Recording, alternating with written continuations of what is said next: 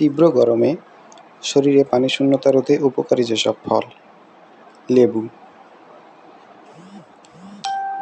গরমে প্রশান্তি পেতে কমবেশি সবাই লেবুর শরবত পান করেন। ভিটামিন সি যুক্ত লেবুর রস আপনাকে সতেজ অনুভূতি দেবে সারাদিন। তরমুজ। গ্রীষ্মকালীন ফল তরমুজ। তরমুজে শতকরা ৯০ ভাগের বেশি পানি থাকে। ফলে পানি শূন্যতা রোধে এটি হতে পারে একটি উপকারী খাবার। শসা। গরমে আরেকটি সেরা ফল শসা।